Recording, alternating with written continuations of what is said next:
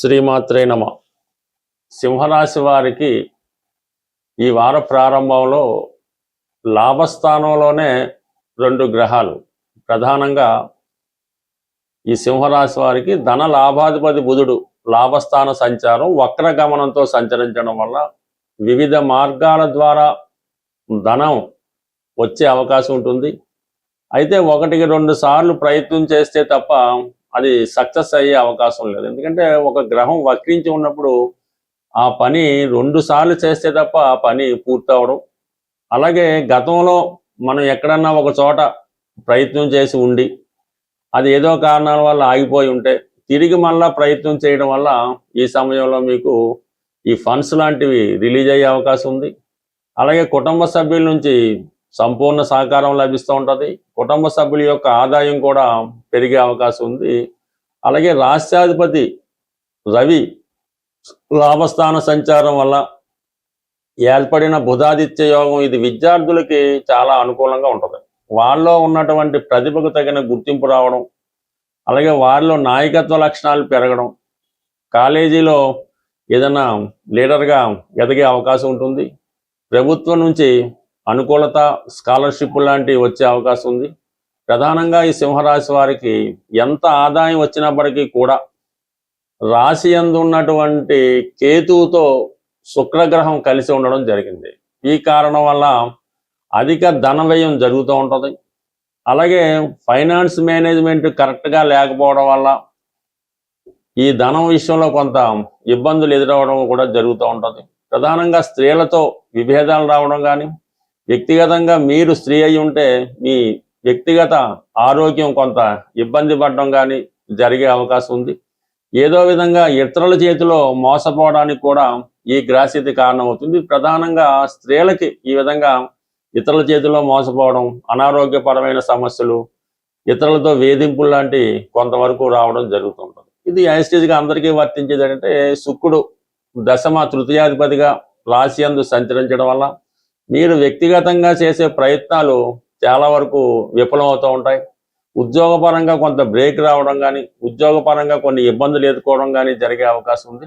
సడన్గా ఉద్యోగంలో మార్పులు కూడా ఈ సమయంలో రావడం జరుగుతూ ఉంటుంది. బట్ ఏదైనా రాశి యందు ఉన్నటువంటి శుక్రుడు జాతకుడిని చాలా వైభోగంగా, లగ్జరీగా జీవితం అనుభవించే విధంగా చేస్తుంది. ఈ సమయంలో ఏదైనా ఒక ప్రధాన పుణ్యక్షేత్రం అంటే స్త్రీదేవత ప్రధానంగా ఉన్నటువంటి పుణ్యక్షేత్రాన్ని దర్శించడం జరుగుతూ ఉంటుంది. లాభస్థానంలో ఉన్నటువంటి గ్రహాల సమయానికి ధనాన్ని, మంచి మిత్రుల్ని, మంచి అడ్వైజర్స్ కూడా ఇవ్వడం జరుగుతూ ఉంటుంది. అదే వ్యయ స్థానంలో ఉన్నటువంటి గురువు మంచి కార్యక్రమాలకి అంటే ఏదైనా టెంపుల్స్ కట్టడానికో, గుడిలో ఎవరికైనా సాయం చేయడానికో, పిల్లల్ని చదివించడానికో, అనాథుల్ని ఆదరించడానికో ఎక్కువ చారిటబుల్ కార్యక్రమాలు చేయడం జరుగుతూ ఉంటుంది.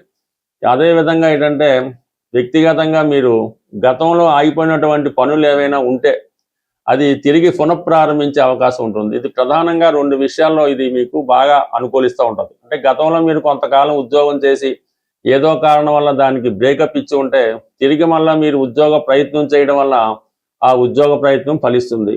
అలాగే సంతానం కొరకు ఆశించే దంపతులు అంటే పెళ్ళైన తర్వాత 4-5 సంవత్సరాల తర్వాత కూడా సంతానం కలగలేని వారు ఈ సమయంలో ప్రయత్నం చేయడం వల్ల అంటే మీరు అక్టోబర్ నెల లోపల సంతానం కొరకు ప్రయత్నం చేయడం వల్ల భార్యాభర్తలు ఇద్దరు తగు విధంగా మీ యొక్క మెడికల్గానో, వ్యక్తిగతంగానో, లేదంటే భగవంతుని గట్టిగా నమ్ముకోనో ప్రయత్నం చేయడం వల్ల కంప్లీట్గా మీకు సంతానం విషయంలో శుభవార్త కలుగుతుంది. మరి తర్వాత ఎలాగా గురువు మీకు రాశిలో ప్రవేశించినప్పుడు అనుకున్న కార్యక్రమాలు నెరవేరుతాయి. కాబట్టి సంతానం కొరకు ఎదురు చూస్తున్న దంపతులు కంప్లీట్గా మాత్రం మీ ప్రయత్నం చేయండి. సో అలాగే ఏంటంటే ఆగిపోయినటువంటి ఎడ్యుకేషన్ తిరిగి పునఃప్రారంభించడానికి కూడా కారణమవుతుంది. సో ఇవన్నీ ఉన్నప్పటికీ కూడా సప్తమ స్థానంలో ఉన్నటువంటి రాహు ప్రభావం వల్ల నిరంతరం ఎవరో ఒకరు మిమ్మల్ని నమ్మించి మోసం చేసే ప్రయత్నం చేస్తూ ఉంటారు.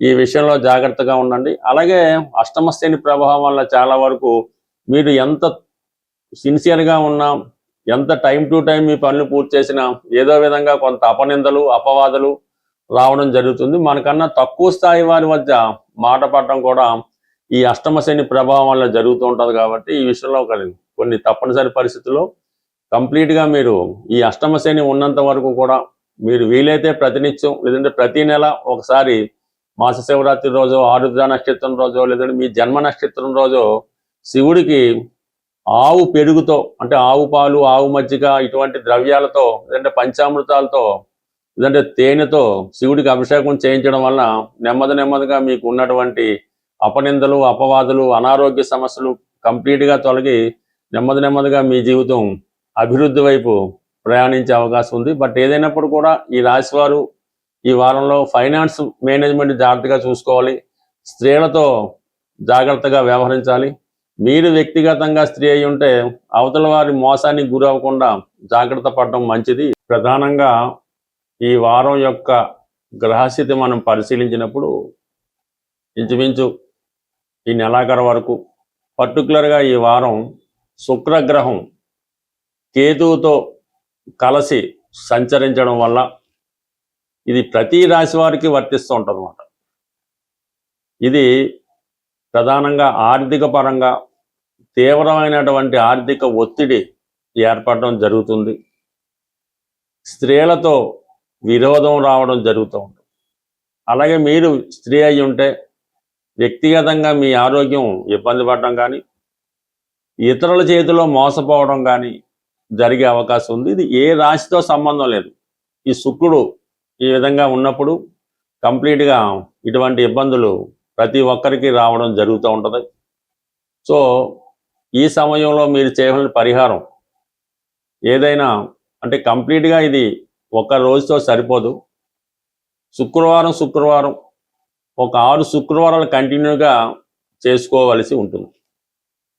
సాయంకాలం సమయంలో అంటే సూర్యాస్తమం అయిన తర్వాత ఏదైనా ఆంజనేయ స్వామి వారి ఆలయం కానీ, సుబ్రహ్మణ్య స్వామి వారి ఆలయం అయినా పర్వాలేదు, సాయంకాలం పూట ఒక ఎరుపు రంగు పువ్వులు, మందార పువ్వులు కానీ, గులాబీ పువ్వులు కానీ చాలా ఫ్రెష్గా ఉండాలి, ఒక 6 తీసుకొని ఆ హనుమాన్ దేవాలయంలో స్వామికి సమర్పించవలసి ఉంటుంది.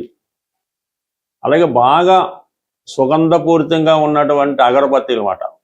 అంటే కామన్గా వెలిగిస్తే మొత్తం చుట్టుపక్కలంతా వ్యాపించే విధంగా కొన్ని అగరబత్తీలు ఉంటుంటాయి కదా, అటువంటి ఒక ప్యాకెట్ ఆ స్వామివారి దేవాలయంలో ఇచ్చి అవి అక్కడ వెలిగించడం, అంటే ధూపం వచ్చే విధంగా వెలిగించడం వల్ల మరి మీరు ఆ దేవాలయంలో కూర్చొని లక్ష్మీ అష్టోత్తరం కానీ, శ్రీ సూక్తం కానీ, కనకదార స్తోత్రం కానీ సైలెంట్గా పఠించడం వల్ల కంప్లీట్గా మీకు ఈ 6వ వారం వచ్చే లోపల ఈ యొక్క ధనలాభం కలిగే, అంటే ఎప్పుడైతే ఒక వ్యక్తికి ఈ స్త్రీల నుంచి విమర్శలు రాకుండా, స్త్రీలతో శత్రుత్వం లేకుండా, స్త్రీల యొక్క అనురాగం కానీ వాళ్ళ యొక్క ప్రేమని పొందినప్పుడు ఆటోమేటిక్గా ధనం కూడా ఆ విధంగా వాళ్ళని ఆకర్షించడం జరుగుతూ ఉంటుంది.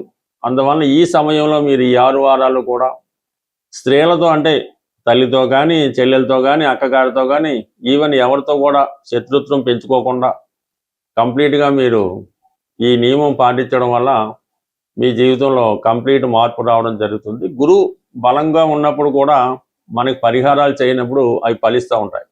అదే గురువు బలహీనంగా ఉన్నా కూడా మనకు పరిహారాలు ఫలించవు. కాబట్టి ప్రస్తుతం గురువు ఉచ్చులో ఉండడం, అయితే శుక్రుడు ఈ విధంగా బలహీనం అవటం వల్ల సంపూర్ణమైనటువంటి ఫలితాలు మీరు పొందలేకపోతుంటారు. ఈ కొద్దిపాటి రెమెడీ చేసి చూడండి, బాగుంటుంది. బట్ ఇవన్నీ మనకి చేయలేము అనుకున్న వాళ్ళు కంప్లీట్గా ఒక మంచి రోజు చూసి, మీ నక్షత్రానికి సాధన తార వచ్చే రోజు ఒక 41 రోజులు కంటిన్యూగా ఒకే టైంలో, ప్రతిరోజు అదే టైంలో ఈ కనకదార స్తోత్ర పారాయణ చేయడం వల్ల కానీ, నిశ్శబ్దంగా దాన్ని వినడం వల్ల, అంటే దృష్టి మరల్చకుండా వినడం వల్ల 41 రోజు చేయడం వల్ల కంప్లీట్గా మీరు ప్రారంభం రోజు ఏదైతే సంకల్పంతో చేశారో ఆ సంకల్పం అన్నది 41 డేస్ తర్వాత మీకు, అంటే లోపులోనే దాని యొక్క ఫలితం మీరు పొందడం జరుగుతుంది. ఇందులో నమ్మకం ఇంపార్టెంట్.